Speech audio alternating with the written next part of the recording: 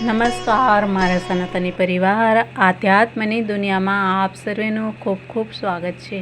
મિત્રો, શ્રીમદ ભગવદ્ ગીતાના ગુજરાતી અનુવાદ અંતર્ગત આજે આપણે જાણશું અધ્યાય 7મો, અને અધ્યાય 7મો છે જ્ઞાન વિજ્ઞાન યોગ.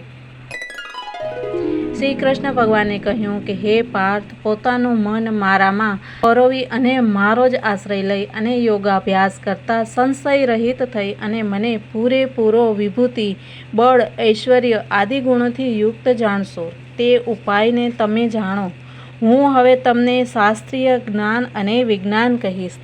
તેને જાણી અને આ કલ્યાણ માર્ગમાં રહેલા તમારા માટે કાંઈ જ જાણવા લાયક વસ્તુ રહેશે નહીં. આ માર્ગમાં મનુષ્ય સિવાય બીજા જીવોની પ્રવૃત્તિ નથી થતી અને હજારો મનુષ્યોમાં કોઈ બળવાન પુણ્યને લીધે આત્મા જ્ઞાન માટે ઉપાય કરે છે, તથા આ હજારો ઉપાય કરનારાઓમાં કોઈ બળવાન પુણ્યને લીધે આત્માને જાણે છે, અને હજારો આત્મજ્ઞાનીઓમાં કોઈ પ્રબળ પુણ્યવશ મને પરમાત્માને તત્વથી ઠીક ઠીક જાણે છે. હે અર્જુન, પૃથ્વી, જળ, અગ્નિ, વાયુ, આકાશ, મન, બુદ્ધિ અને અહંકાર એ 8 પ્રકારમાં વહેંચાયેલી મારી પ્રકૃતિ છે, તથા આ અપરા પ્રકૃતિ છે, અને તેથી ભિન્ન જીવ સ્વરૂપ પરા પ્રકૃતિ છે, જેનાથી આ સંપૂર્ણ જગત ધારણ કરાય છે. આ સંપૂર્ણ પ્રાણી બંને પ્રકૃતિઓમાંથી ઉત્પન્ન છે, અને હું બધા જગતને ઉત્પન્ન કરનાર તથા નાશ કરનાર છું. મારાથી શ્રેષ્ઠ કોઈ નથી. આ બધું જગત દોરામાં ગૂંથાયેલા મણીઓની જેમ મારામાં ગૂંથાયેલું છે. હું જળમાં રસ છું, સૂર્ય અને ચંદ્રમાં હું પ્રકાશ છું, બધા વેદોમાં પ્રણવ ઓમકાર છું, આકાશમાં શબ્દ છું, મનુષ્યોમાં ઉદ્યમ છું, પૃથ્વીમાં પવિત્ર ગંધ છું, અગ્નિમાં તેજ છું, બધા પ્રાણીઓમાં જીવન છું, અને તપસ્વીઓમાં તપ, જળ અને ચેતન બધા પ્રાણીઓનું સનાતન બીજ હું જ છું. બુદ્ધિમાનોમાં બુદ્ધિ, તેજસ્વીઓમાં તેજ, બળવાનોમાં કામ અને રાગથી જુદું સાત્વિક બળ હું જ છું, અને બધા પ્રાણીઓમાં સ્વધર્મ અનુકૂળ પોતાની સ્ત્રીઓમાં પુત્રોત્પત્તિ માત્રને લાયક કામ હું જ છું, જે સાત્વિક, રજસ, તમસ આદિ ભાવ છે. જો કે પ્રાણીઓ સ્વકર્મને વશ હોય છે, તેમને મારાથી ઉત્પન્ન જાણો, પણ હું તેમનામાં નથી, અને તેઓ મારે આધીન થઈ અને મારામાં છે. આ બધું જગત સાત્વિક, રાજસ, તમસ ભાવોથી મોહિત છે, તેથી તેનાથી પર મને અવિનાશીને તે બરાબર ઓળખતું નથી, કારણ કે આવી દેવી ગુણમયી મારી પરમેશ્વરની માયાને તરવી મુશ્કેલ છે. જે લોકો ભક્તિથી મારું ભજન કરે છે, તેઓ આ તરવામાં મુશ્કેલ માયાને પાર કરી જાય છે. આવા સુંદર માર્ગનો શાસ્ત્ર આચાર્ય મારફત ઉપદેશ હોવા છતાં પણ મારી માયાથી અસુર સ્વભાવને પ્રાપ્ત થઈ નરાધમ, પાપશીલ ને મૂઢ લોકો મારું ભજન કરતા નથી.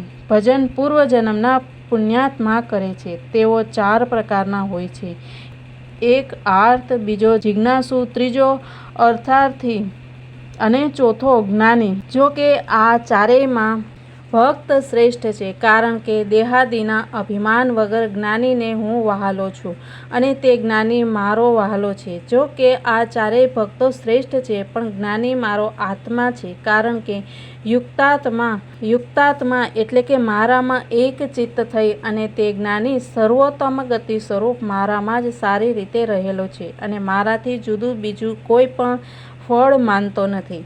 આવો ભક્ત બહુ જન્મોના પુણ્ય સંચય પછી અંતિમ જન્મમાં જ્ઞાનવાન બની અને આ જળ ચેતન જગતને વાસુદેવ બુદ્ધિ એટલે કે સર્વાત્મ દ્રષ્ટિથી જોતો મારું ભજન કરે છે. પણ તે બહુ મુશ્કેલ છે. જે લોકો પુત્ર, કીર્તિ, શત્રુ, વિજય આદિ વિષયોની ઈચ્છાથી વિવેક વગરના બની ગયા છે, તેઓ ભૂત, પ્રેત, યક્ષ વગેરે દેવોનું ભજન કરે છે, અને પૂર્વજન્મના વાસના અનુસાર તે દેવોની આરાધનામાં નિયમોનું પાલન કરે છે.